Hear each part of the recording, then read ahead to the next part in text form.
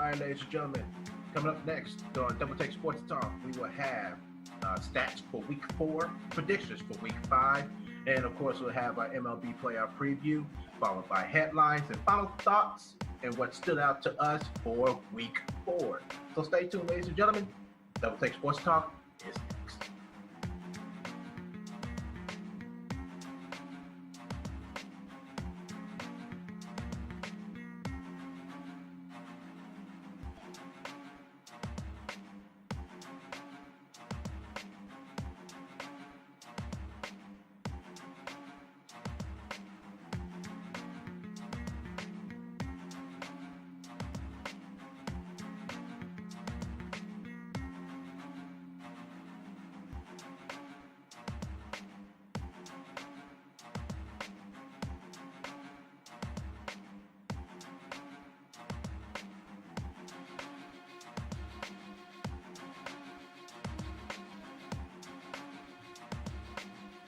All right, ladies and gentlemen, this is it.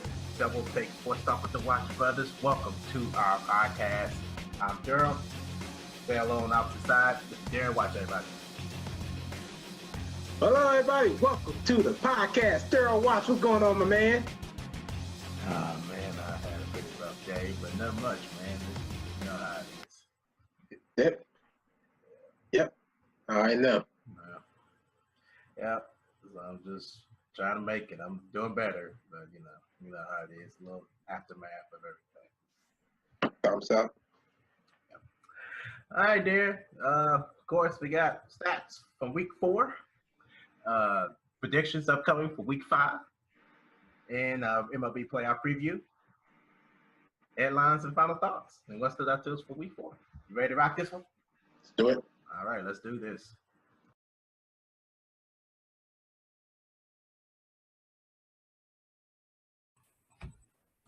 All right, ladies and gentlemen, we're going to take a look at some stats from the occurring Week 4. Pretty interesting week.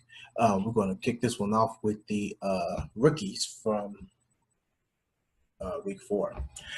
They across the league, they have continued to make an impact in Week 4. So the first 4 weeks of the season, rookies have accumulated 5,835 yards from scrimmage, which is the most by rookies through Week 4 since 1970. Rookies also have totaled 43 touchdowns through Week 4, the most through the first 4 weeks of the season, also since 1970. Moving on to the Green Bay Packers. Quarterback Aaron Rodgers threw for 4 touchdowns in the Packers' 35-14 win against Chicago on Thursday night in Week 4. He has 21 career games with at least 4 touchdown passes. He has tied Pro Football Hall of Famer Dan Marino for 5th in most games with at least 4 touchdowns in NFL history. Moving on to the Houston Texans. Rookie quarterback Deshaun Watson passed for 283 yards with 4 touchdowns and added a rushing touchdown in the Texans' 57-14 win against AFC South rival Tennessee Titans. The Texans' 57 points against Tennessee in Week 4 were the most in franchise history and marked the 3rd highest single game point total in NFL history with the rookie starting at quarterback. Watson also joined Pro Football Hall of Famer Fran Tarkenton back in September 17, 1961 versus the Chicago Bears as the only rookie quarterbacks in NFL history with at least 250 passing yards, 4 touchdown passes, and a rushing touchdown in a single game. Watson, who also has 7 touchdown passes and 2 rushing touchdowns this season, is the only rookie quarterback in NFL history with at least 7 passing touchdowns and 2 rushing touchdowns in his team's first 4 games of the season. Moving on to the New England Patriots. Quarterback Tom Brady completed 32 of 45 passes, which is a 71.1 percentage for 307 yards and 2 touchdowns and no interceptions for a 104.6 passer rating in the team's Week 4 loss to Carolina.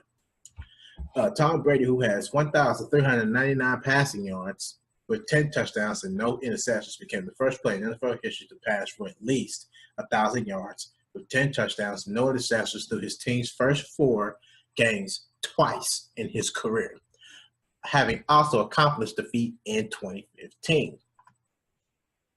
The quarterbacks with at least 1,000 passing yards, 10 touchdown passes, and no interceptions through their team's first 4 games of a season. Moving on to the Washington Redskins.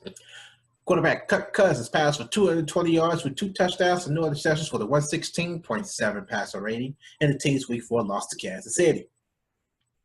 Cousins, who has 13,117 career passing yards, became the 6th quarterback in NFL history to record at least 13,000 passing yards in his first 50 career games. Kirk Cousins, who also has thrown 43 interceptions, has the fewest interceptions through 50 career games among the quarterbacks who have reached 13,000 passing yards during that span. Moving on to the Los Angeles Rams. Running back Todd Gurley had 215 scrimmage yards. That included 121 rushing and 94 receiving, and a touchdown catch in the team's 35-30 win at Dallas. Todd Gurley, who has 596 scrimmage yards and 7 touchdowns this season, has joined Pro Football Hall of Famers Jim Brown in 1958, I believe it is. 1958 and 1963, and Emmitt Smith back in 1995 as the only players in NFL history to have at least 575 scrimmage yards and 7 touchdowns in his team's first 4 games of a season. Moving on to the Kansas City Chiefs. Rookie running back Kareem Hunt had 121 scrimmage yards, 101 rushing, and 20 receiving in the team's 29-20 win against Washington on Monday night in Week 4. Kareem Hunt, who also has 659 scrimmage yards through 4 games, has surpassed Pro Football Hall of Famer Eric Dickerson, 567, and Adrian Peterson, 549, for the second most scrimmage yards by a player in his first 4 career games. Moving on to the New York Jets. Both running backs, Bilal Powell, with 163 rushing yards and a 75-yard touchdown run, and rookie Elijah McGuire with 93 rushing yards and also a 69-yard touchdown run, each rushed for a touchdown in the team's 23-20 overtime win against Jacksonville Jaguars. McGuire and Powell are the first pair of teammates in franchise history to record a touchdown run of at least 65 yards in the same game, and the 5th pair of teammates in NFL history with rushing touchdowns of at least 69 in the same game.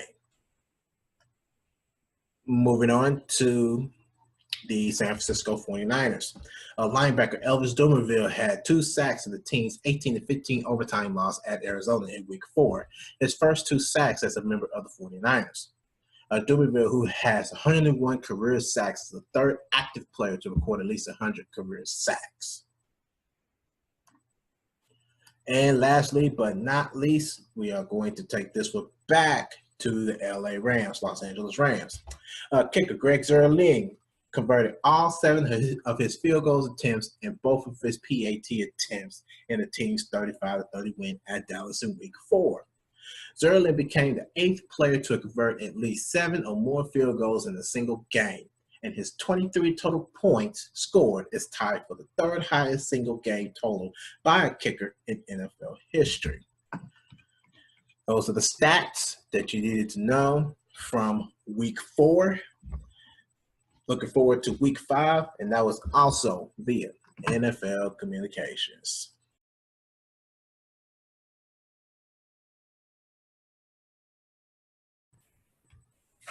All right, ladies and gentlemen, what you need to know for Week 5. So, of course, it's going to be pretty much a touch-up from the stats of the game from Week 4. So, let's get to it. We'll start this one off with the New England Patriots. Quarterback Tom Brady, he leads the NFL with 1,399 passing yards, and that's ties for the lead with 10 touchdown passes and ranks 2nd with a 116.6 passer rating this season. With the win over Tampa Bay on Thursday night, who has, of course, Tom Brady has 185 career regular season victories as starting quarterback, would tie Pro Football Hall of Famer Brett Favre and Peyton Manning for the most regular season victories by a quarterback in NFL history. Brady has 210 career wins. Of course, that includes the preseason, postseason, and that is most by a quarterback in NFL history. Moving on to the Arizona Cardinals, wide receiver Larry Fitzgerald had 4 catches, including a game-winning 19-yard touchdown catch with 32 seconds remaining in overtime in the Cardinals' 18-15 win against San Francisco in Week 4. With a catch at Philadelphia on Sunday, Fitzgerald, who has a reception of 199 consecutive games, will join Pro Football Hall of Famer Jerry Rice with 274 and Tony Gonzalez with 211 as the only players in NFL history with at least 1 catch in 200 consecutive games. Moving on to the Kansas City Chiefs. Rookie running back Kareem Hunt had 121 scrimmage yards, which of course 101 rushing and 20 receiving in the Chiefs' 29-20 win over Washington on Monday night back in Week 4. With 100 scrimmage yards at Houston on Sunday night, he would at least have 100 scrimmage yards in each of the first 4 games, and he would join Adrian Peterson from back in 2007 as the only rookies in NFL history with at least 100 scrimmage yards in each of the team's first 5 games of the season. Also, with 129 scrimmage yards in Week 5, Kareem Hunt, who has 659 scrimmage yards in his first 4 games, will surpass Pro Football Hall of Famer Eric Dickerson with 787 scrimmage yards back in 1983 for the most consecutive yards by a rookie in his team's first 5 games of a season. Moving on to the Los Angeles Rams and sticking with the Kansas City Chiefs. Last week, Los Angeles Rams running back Todd Gurley had 215 scrimmage yards, which of course 121 was rushing and 94 was receiving, and also had a touchdown catch in the team's 35-30 win at Dallas. Chiefs rookie running back, as I just mentioned earlier, Kareem Hunt had 121 scrimmage yards, of course, was 101 rushing and 20 receiving in the Chiefs' 29-20 win over Washington. Of course, in Week 5, Gurley with 596 scrimmage yards and 7 touchdowns, and Hunt with 659 scrimmage yards and 6 touchdowns, can join Pro Football Hall of Famers Marshall Faulk from back in 2000, Emmitt Smith back in 95, Eric Dickerson in 83, and Jim Brown twice, 1958 and 1963, and Priest Holmes in 2002, as the only players in NFL history with at least 700 scrimmage yards and 8 touchdowns in their team's first 5 games of a season. Moving on to the Indianapolis Colts. Running back Frank Gore has rushed for 13,256 yards and 76 touchdowns in 13 career seasons. With 4 rushing yards against San Francisco on Sunday, Gore, who has spent the first 10 seasons of his career with the 49ers and is the franchise all-time leading rusher with 11,073 yards, will surpass Pro Football Hall of Famer Eric Dickerson with 13,259 for 7th most rushing yards in NFL history. All 7 players currently in front of Gore are enshrined into the Pro Football Hall of Fame, which of course that includes Eric Dickerson, Jerome Bettis, LaDainian Tomlinson, Curtis Martin, Barry Sanders, the late Walter Payton, and Emmitt Smith. Moving on again to the New England Patriots and the New Orleans Saints. Quarterback Tom Brady with 10 touchdowns and no interceptions, and New Orleans quarterback Drew Brees with 8 touchdowns and no interceptions, and Kansas City Chiefs quarterback Alex Smith with 8 touchdowns and no interceptions. Each have at least 8 touchdowns passes with no interceptions through their team's first 4 games this season. In Week 5, Brady and Smith could join Steve Bartkowski back in 1983 and Roman Gabriel back in 1969 as the only quarterbacks in NFL history with at least 11 touchdown passes and 0 interceptions through the team's first 5 games of the season. Drew Brees, of course, who has a bye week this week, will attempt to join the list in Week 6. And, of course, Darren mentioned that the New Orleans Saints do have a bye week in Week 5. Moving on to the Dallas Cowboys. Defensive end DeMarcus Lawrence recorded a sack and a forced fumble in the Cowboys' Week 4 loss to the Rams. He has recorded at least one sack in each of his team's first 4 games of the season. In the league, the NFL with 7.5 sacks. With 1.5 sacks against Green Bay on Sunday, he will become the 5th player with at least 9 sacks in his team's first 5 games of the season since the sack became an official stat in 1982. And lastly but not least, moving on to the Chicago Bears. Rookie quarterback Mitchell Trubisky, the number 2 overall selection of the Bears in the 2017 NFL Draft, is expected to make his NFL debut Monday night against the Minnesota Vikings. Trubisky would be the 3rd quarterback selected in the first round to make his first career start on Monday Night Football, joining Detroit's Chuck Long on December 15, 1986 versus the Chicago Bears, and Philadelphia's John Reese back on October 2nd, 1972 versus the New York Giants. That's all you need to know, what you need to know for Week 5, and enjoy it. This was also via NFL Communications.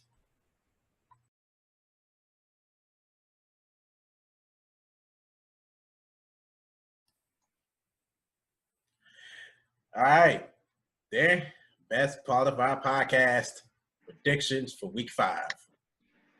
Yep. And of course, the main story headline going into Week 5 would be the Packers going up against the Cowboys. So that's going to be a slobber knocker. Well, that all depends how Dallas decides to come and they want to play. They want to play like play if they really want to win the game, or they want to play like if they're just on vacation or something. Yeah. So yeah. So it just depends on how that works out. All right. Ready to do this? Let's do it. All right, let's rock it.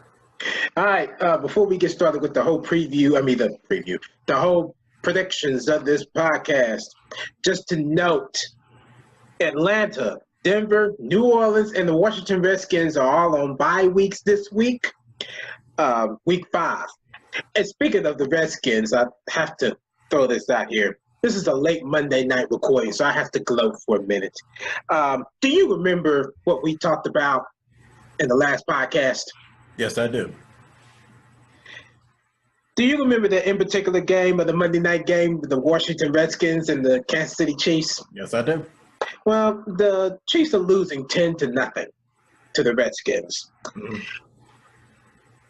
And I wanted to particularly point out to you Kareem Hunt, 24 yards. And they are in the second quarter in a 2-minute warning. Just wanted to throw that out there. And you're gloating just because of the second quarter? Yep. Should have been dominated by now. Just throw that out there. I just wanted to throw that out there. Okay. By the end of the game, you'll probably see them under maybe 50. We'll see. Just wanted to throw that out there. Just don't choke on your own words because you just gloated. I'm just saying. Wait a minute. I didn't choke on my own words when I said that the Cardinals weren't going to make the playoffs. I didn't choke on my words then. Okay. You can have that one. I know. Win that one. And I'm going to win this one too. Whatever. Let's do the All right. Week 5.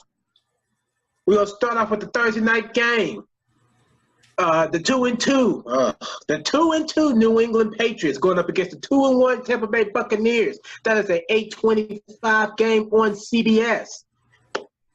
New England won the last 2 matchups against this team. Daryl, who do you have in this game? Buccaneers are playing at the top of the game right now, but I don't know. I don't want to take no chances against the Buccaneers. I'm going to go ahead and pick the Patriots. Said that last week, too.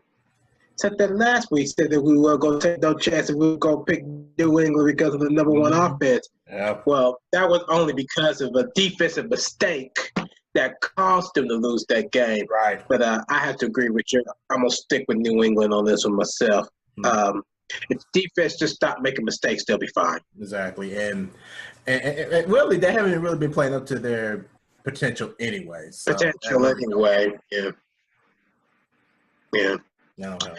All right, next game. Yeah, next game. 1 o'clock on Fox. We had the 2-2 New York Jets going up against the 0-4 Cleveland Browns. The Jets won the last 3 matchups. Durham, what do you have in this game? I'll make it 4, man. I got the Jets. So do I. Definitely agree with that. Cleveland, I believe, got potential, but they just not there. They just need some holes filled in. They just need to put in some holes, and they'll be fine. I agree. All right, next game, also 1 o'clock on Fox. We have the 3-1 Carolina Panthers going up against the 3-1 Detroit Lions. The Carolina Panthers won 2 out of the last 3 games against the Detroit Lions. Daryl? Yeah. I'm going with the Lions. You said you're going with the Lions? Yeah, I'm going with the Lions. I am actually going to take a risk and actually go with the Carolina Panthers in this game. First disagreement. Yeah, I'm going to actually take Carolina in this game. Although they got lucky in winning against New England, I watched that game, and I believe they can actually get something going on most offensive, defensive. Christian McCaffrey is looking fantastic. He's looking good out there. Ain't it? He's looking good out there. Yes, he is. He's looking good out there. That's the only thing I'm afraid of when I chose to pick the Lions. The only reason why was because of Christian McCaffrey. It'd be great if the Panthers win this game, but yeah, I just see Matt Stafford. He has really stepped up, and it's going to be tough. But I do hope that the Panthers do win this game. I'm going to look to stick to Carolina in this game. I'm just going to stick to them. Although the Lions are pretty decent, I'm not going against Carolina this time. All right, next game. Also, 1 o'clock on Fox. We have the 0-4 San Francisco 49ers going up against the 1-3 Indianapolis Colts. Just to note, the Colts won the 2 of the last 3 games against this team, noting that Peyton Manning was on the last 2 games, the previous 2 games, against the San Francisco 49ers. Andrew Luck played the last game and still won. Daryl, that being said, who do you have in this game? For the first time since we started this predictions week, I'm actually picking the Colts. Agreed. I'm picking the Colts. I am too. I can find them here on my list. Well, and the only reason why I am picking the Colts is because I'm not potentially sold on the 49ers defense just yet. Me either. Now, of course, the one thing that worries me is, of course, the Colts' second half collapse. Exactly. Right. They're collapsing. They almost did it against Cleveland. Yes, they almost did it against Cleveland, and they didn't stand a chance against Seattle. Well, the problem collapse. Well, the problem was that in the first half they played real solid, and I think Seattle led by either 2 or 3 at halftime, and then Seahawks came out and scored 22 points in the third quarter, and then scored 14 in the fourth. So that's good. Their collapse. That was their collapse. So that was their collapse. That's going to worry me when the 49ers come into town. So we'll see how that works out. Yeah, we'll see how it works out. Both teams fairly matched up because they are ranked fairly evenly in this game. So we'll see how this works out. Mm-hmm. All right, next game, 1 o'clock on CBS. We have the 2-2 Tennessee Titans going up against the 1-2 Miami Dolphins. And to those of this game, the Tennessee Titans won the last 2 of the last 3 games against this team. After Tennessee got their butts whooped against Houston, 57 to 14. Yeah, 57 to 14. Daryl, who do you have in this game? I'm sticking with them. I got the Titans. Me too. Sticking with them. Me too. I don't care what their score was against Houston. I'm still going. Agreed.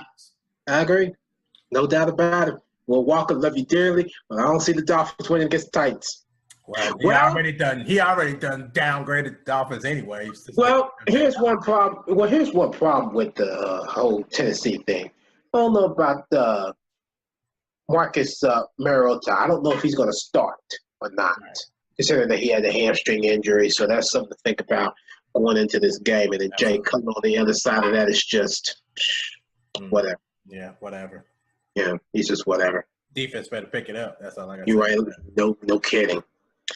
All right, next game, 1 o'clock on CBS. We had a 3-1 Buffalo Bills. Impressive.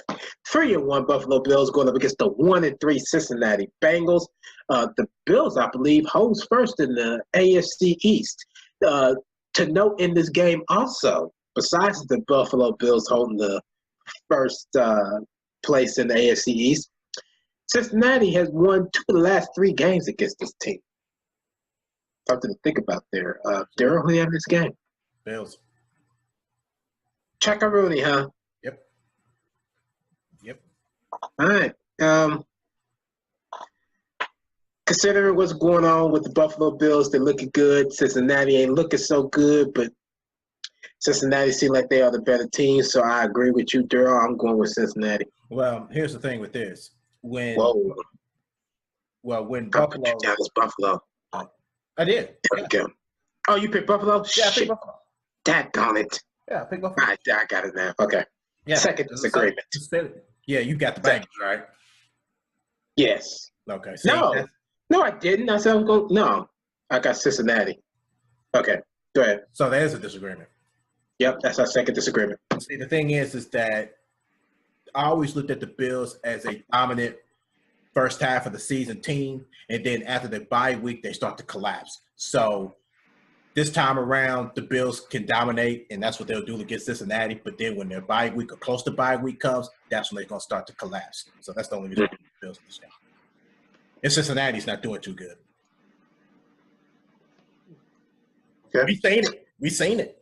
Yeah, we've seen it. But I just believe that Cincinnati would just be the better team against the Bills. I don't know why. I just believe they would be the better team. I can't see it.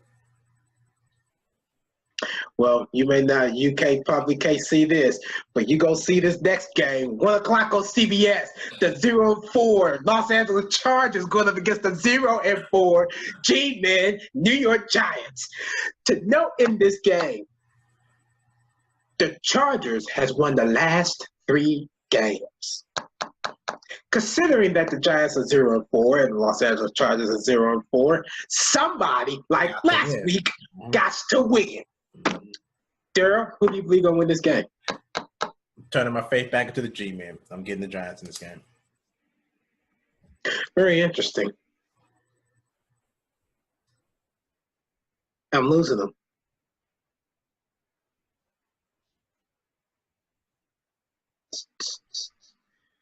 There we go. You got the Chargers? No, I got the Giants. Whoa! See? So that means you must got the Chargers. Bingo. I got Chargers in this game. Something about the Chargers, I don't know. I have not seen any reason to go up and root for the Giants. I don't see anything in the offensive game plan to go along with their stats or anything like that. I don't even see it in Los Angeles Chargers. But I just got to be real. Somebody got to win. I think it's going to be the Chargers. Here's my thing about this. This has nothing to do with football, but this is my thing about the Chargers. Had they been San Diego Chargers, I truly believe that they would have won this game. But by them being the LA Chargers and they're not welcome in LA and they could give 3 craps about them, I'm going with the Giants. They're not welcome in LA. I hate to break this to you, but not even their own New York Giants fans are not even welcoming towards their team. It's a fair game. It's a fair game. I'm going with the Chargers. I'm going with the Chargers. Where came from with that? Throwing it out there. Okay. Help yourself. All right, the next game, 1 o'clock on CBS. We had the 2-2 Jacksonville Jaguars going up against the 3-1 Pittsburgh Steelers. Just to note, the Steelers won the last 2 games against this team. Durham, let's have it. Jaguars defense going to dominate. Very interesting. Jaguars defense. Very interesting. I got the Jaguars. Their defense going to dominate Ben Roethlisberger in the offense. Point blank period. They did it against Baltimore. They're going to do it against this one. Let's be real. I love you dearly, but I'm going with the Steelers.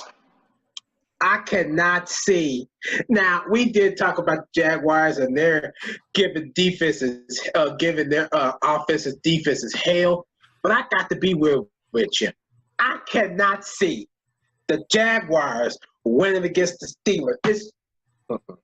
No. Come on, Darren. Look, let's think about this. The defense will probably hold up. It's their offense that's going to hurt against Pittsburgh's defense. I'm not sure they're going to win this game. I said the same thing about the Jaguars when it came down when they played in London against the Baltimore Ravens. I wasn't 100% sure about the Jaguars' offense dominating against the defense. They proved me wrong. 44 to what? What was the score of that? I think it was 44-7 or 44-something. I can't remember. It wasn't a very high-scoring game. Well, the Jaguars scored 44 points against that dangerous Baltimore defense. What do you think they got prepared for a dangerous Steelers defense too? 44-7. Okay, 44-7. What do you think they got in this play? This is a back-to-back NFC what? AFC North? AFC North? No. No. Last week. Oh, you talking about? Who you talking about? I'm talking about the matchups. Who they play last week? Did they play the Steelers? Jacksonville? Yeah. Did they play the Ravens? No, they played the Steelers last week. Who? No, I'm sorry. Hold on. They played the Jets last week. Okay, they played the Jets last week. Okay, so the week before that, they played the Steelers. Now, the Ravens. Sorry, the Jaguars. Yes. They played the Ravens, and that's who they dominated against. See, that's AFC North right there for the Steelers and the Ravens and the Steelers. And they've already dominated against one. This is going to be the next one. I'm sorry. When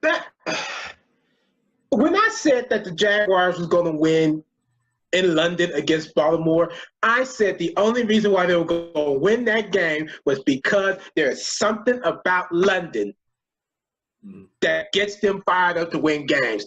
This is not what we're talking about here. We are talking about the Steel City of Pittsburgh. I cannot see the Jaguars winning in Steeler country. I'm sorry. It just cannot happen. I'm sorry. It's just not going to happen. It's just, no, it's just not going to happen. I'm sorry. It's just not. I cannot see the Steelers losing to Jacksonville. I'm sorry. That's just me. Next game. 1 o'clock on Fox. We have the 2-2 Arizona Cardinals going up against the 3-1 Philadelphia Eagles. Looking pretty solid so far. Just to note in this game, the Cardinals won 2 of the last 3 against the Eagles. Daryl, let's have it. Eagles. Mm. Point blank.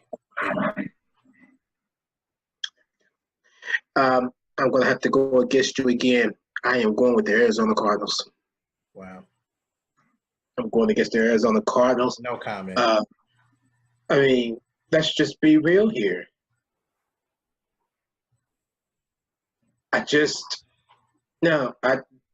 just something. Bruce Arians. That's all I got to say. It's just something about them. I don't know. It's the Eagles. That's what it is. They're going to lose. Eagles. I don't know about that. All right, next game. 4:05 on CBS. We have the 2-2 Seattle Seahawks going up against the 3-1 Los Angeles Rams. This is an NFC West battle, I believe it is. Am I correct? Yep. To note, the Rams have won the last 3 matchups against the Seahawks. Considering that the Rams won against the Dallas Cowboys last week. Yep. Daryl, what do you have? They won last week, and they won the last 3 against the Seahawks. Bam. There's my answer. The Rams. I agree. That I agree. I'm going with the Rams. I'm going with the Rams. Seahawks cannot get past San Francisco or the Rams for any reason whatsoever. I don't get it. I just don't get it. Rivals. This should be a cakewalk. I'm sorry. It should be a cakewalk. I don't It should be. It should be. I mean, the Rams defense ranked 26. Seahawks defense ranked 14. Yeah, Hell, the Rams offense ranked 5th, and the Seahawks team offensive rank is 10. I don't get it. I don't get it. I got the Rams. I'm not taking any chances. I'm sorry. Me either. And speaking of taking chances, we got a big one to make here. Next game, 4:05 on CBS. We had the 2-2 Baltimore Ravens going up against the 2-2 Oakland Raiders. To note in this game, the Raiders have won the last 2 of 3 against the Oakland Raiders. Their last win, Baltimore's last win, Baltimore beat the snot out of them 55-20. And the rest of the game's been close. The last 2 games were close. Careful consideration, Baltimore got beat by Jacksonville. Yeah. Daryl? Suggestions, thoughts, comments, pick? Ravens. Check. No comment. No introductions, no nothing. Except the fact that Derek Carr is hurt, but I don't think regardless, even if he was playing this game, they would not have a chance. Ravens. I agree. I'm going with the Ravens. I said the Ravens, you twit. If I said I'm going with the Ravens, I agree. I thought you said the Raiders. No, I agree. I'm going with the Ravens.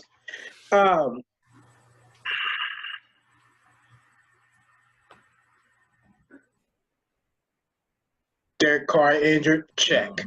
Yep. Marshawn Lynch is not really low carrying, so that. So there's no doubt about this one. Mm-hmm. Now, here's what I'm gonna say. This game could go into a tie. Started out there. Just started out there. Woo! Yeah, we go into a tie. I don't know what to say. Last week matchup almost went into a tie. Who was it? Arizona? Who was the other red team? Daggone it. San Francisco. That game almost went into a tie. Yeah, you're right. Next game, primetime game. The afternoon primetime game. 4:25 on Fox. We had a 3-1 Green Bay Packers going up against the 2-2 Dallas Cowboys. Just the matchup note: the Packers won not the last 2, but the Packers won 2 out of 3. Yes, 2 out of 3. Thank you. And of course, that one comes from the NFC divisionals. Yes. Yeah. Daryl, consideration. Will the Cowboys go 3-2, or will Green Bay go 4-1? 4-1, Green Bay Packers. That's what I got. Agreed. No doubt. No introduction. Of course, none whatsoever. All right. Sunday Night Football, 8:30 on NBC. Again, this is an unofficial record. The 3-0 Kansas City Chiefs going up against the 2-2 Houston Texans. Just to note, I believe that the Kansas City Chiefs could possibly be 4-0 anyway, considering that they're still losing to the Redskins from last I know.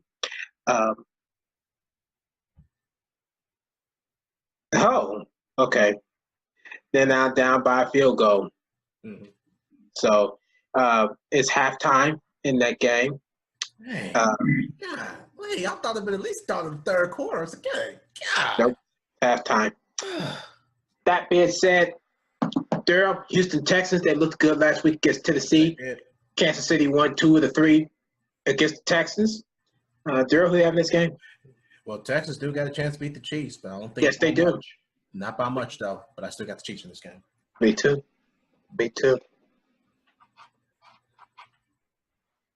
All right, the last game, Monday Night Football. Monday, October 9th, we have the 2-2 Minnesota Vikings going up against the 1-3 Chicago Bears on ESPN. And to note in this game, the Minnesota Vikings won 2 out of 3. This is a NFC North battle. A very interesting one because they're always rivals and they always will be that team that know each other real well. Mm-hmm. Daryl, who do you have in this game? Darren, I'm just going to be dead honest with you. I have absolutely no faith in neither one of these teams.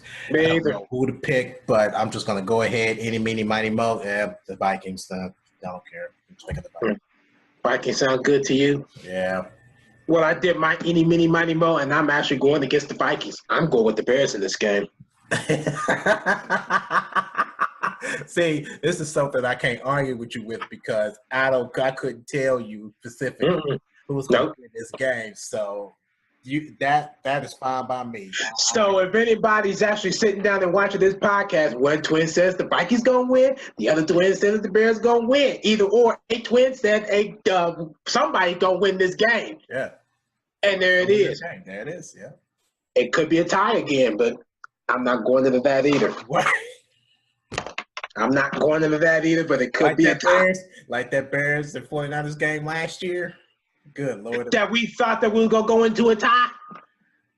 Well, you thought that was going into a tie. I actually called that a tie, did I? I don't think they went. They didn't go into a tie. The Bears blew them out. 26-6, I believe it was. I think you're right, too, yeah. I think I said I'll go call it as a tie. And I lost. Out. I lost. Yeah. Either or. Either team that won, I lost because I said it was going to be a tie and go into a tie. So, it's whatever.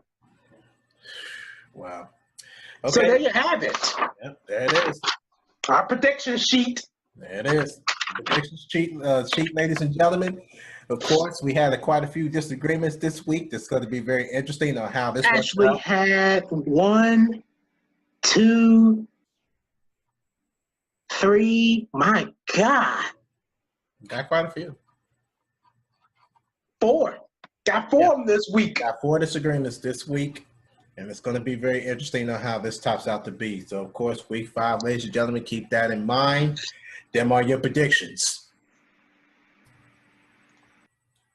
Okay. All right, ladies and gentlemen. Of course, MLB season is over. It's time for the postseason, which starts tomorrow. I believe it's tomorrow night. We'll go ahead and pull up the brackets real quick. Take a good look at the brackets for tomorrow's games. And here we go. There's some here to note that I'm finding very interesting up to this point is this series right here. This series right here. Absolutely. And this series right here. Even though this is a one-game series, I believe it is. Yes, it is. This is a winner-takes-all right here, the Twins and the Yankees. But anyway, before I get carried away. The Twins Is it the same with the Rockies and the Diamondbacks? Yes, that's a one-game series too. It's a winner-take-all.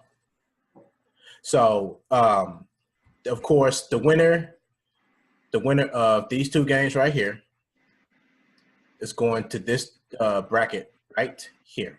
And they're going to be playing the winner of the Dodgers. So it'll be either Colorado or Arizona facing up against the Dodgers in the one-game series. And it's going to be the same way here. The winner of the Twins and the Yankees is going to be facing the winner of this one, the AL Central Division champs, the Cleveland Indians. But to note real quick. Let me note something. I have to note this, Daryl. I'm sorry, but I have to note this. Do not be surprised. Do not be surprised by this.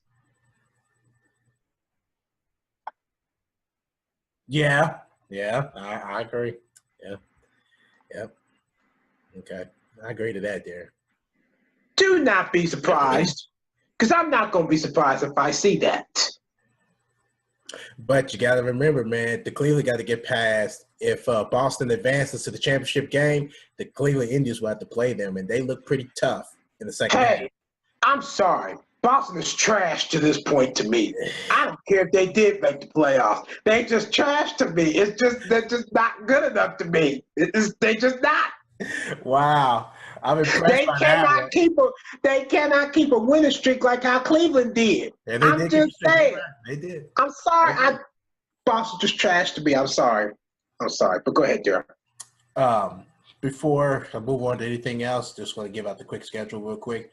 The Twins and the Yankees, of course, in the AL, out there in the AL wild card, there's going to be, of course, the Twins and the Yankees. That is going to be a 8 o'clock p.m. pitch off, of course, tomorrow.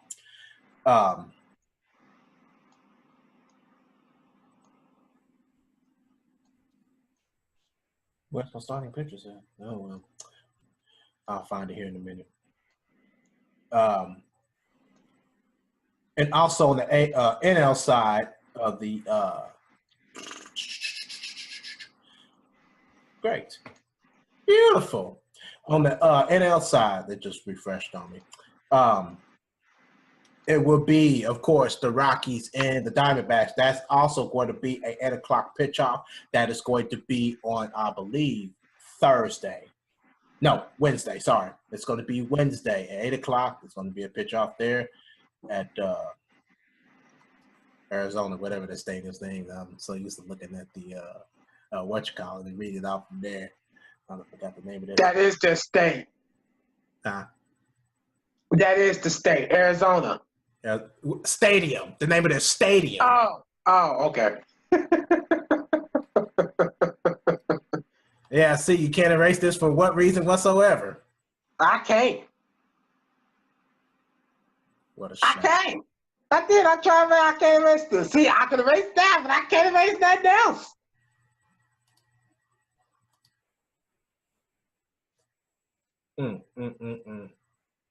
Petty shame. It is. It's sad. Pity shame. Okay. On the division series side, of course, the winner of the Yankees and the Twins is going up against the Cleveland Indians. That will be a Thursday pitch off at 7:30. Of course, that's probably going to be on FS1.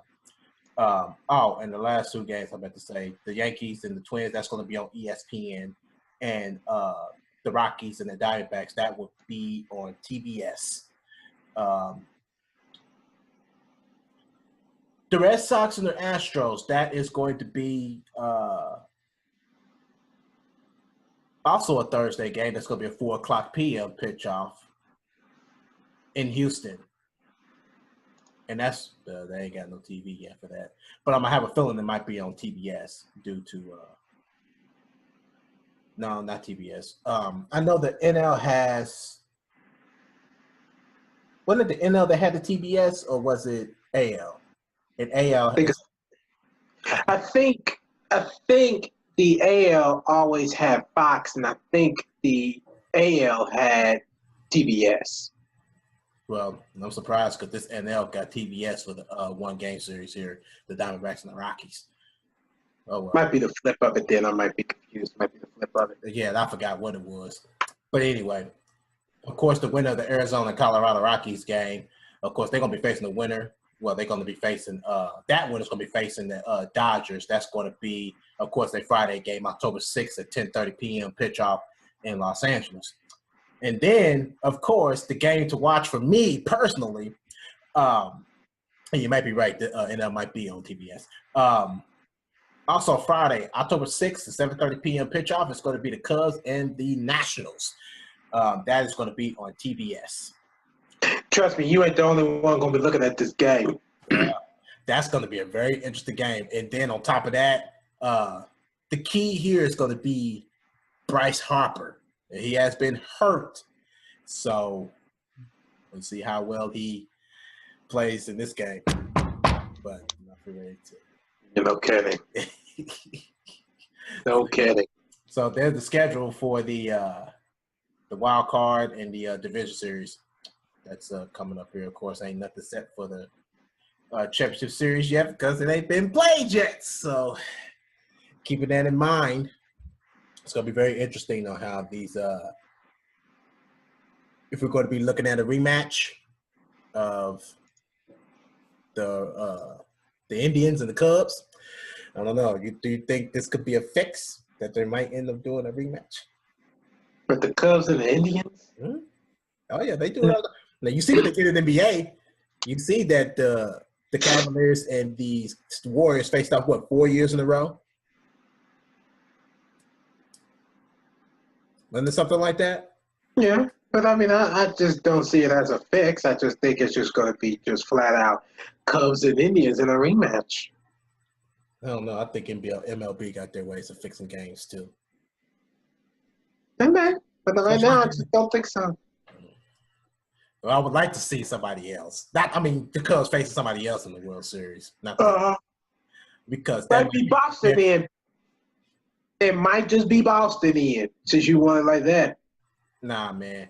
If it was me, honestly, I would love to see the Twins. I'm just being honest. I would love to see the Twins win. Go in the World Series. Interesting. Very interesting. I would love to see it, but I don't know how that's going to look. Because Boston, they already showed too much how much they cheat. Now, I don't want them in the World Series. All right, ladies and gentlemen, there's your MLB preview. So, hope everybody enjoys the playoffs. I know I will. Oh, yeah. Cubs are in it, that's why. I was going to enjoy it anyway, regardless. It was. Mm-hmm.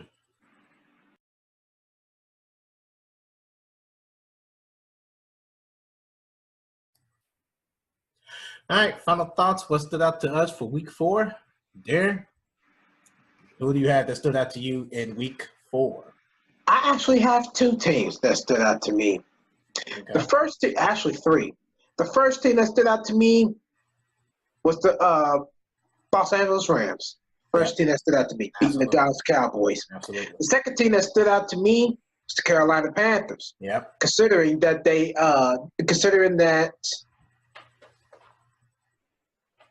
who was it? I don't remember if it was New England or Carolina. Somebody allowed only 1 punt. Oh, it was the New England defense.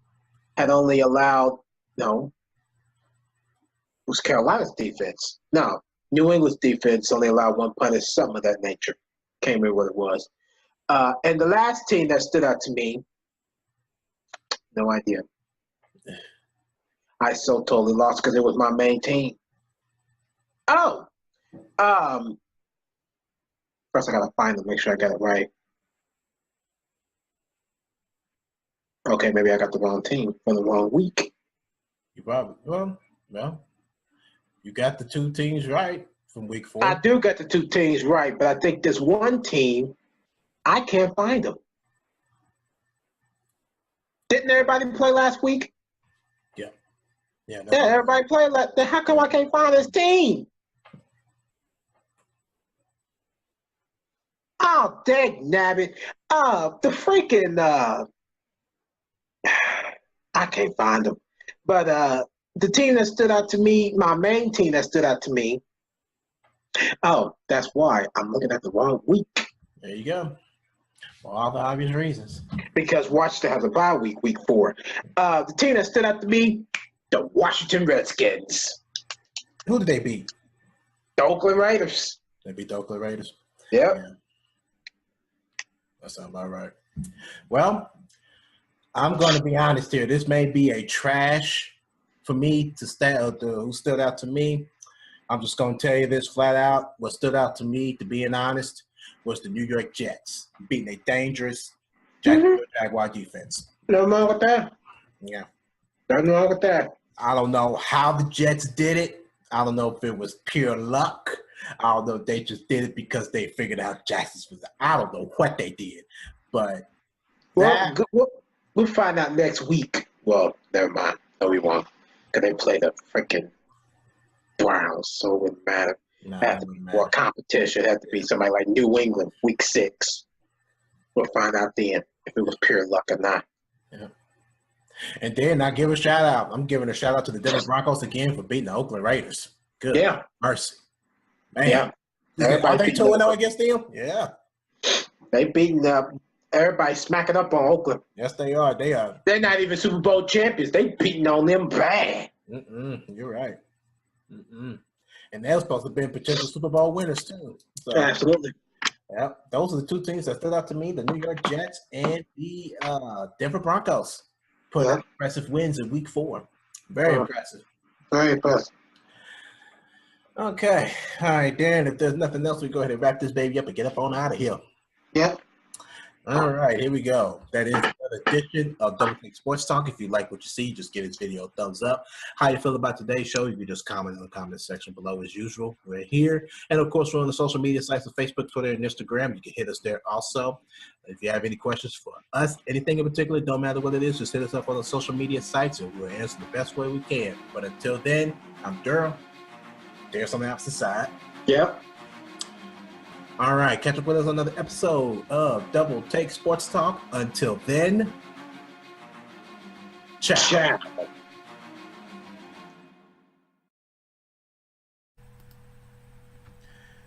Double Take Sports Talk here with me, Daryl Watts. As many of you know, me and Darren enjoy talking sports and giving out stats, but we also enjoy entertaining while doing it. So with that being said, you can check us out on the social media side and get more involved in our podcast. We're on Twitter at DTST2414, or you like us on Facebook, Double Take Sports Talk page at The Watch Brothers. We're also on YouTube. Like, share, do what you got to do with that. Once again, we don't mind. Also, we are finally back on the podcast app for audio-only purposes for those who enjoy audio only of our podcast. We're also on the blog, feature critical thinking of analysis, and you can check that out at doubletakesportstalk.blogspot.com. Thanks again.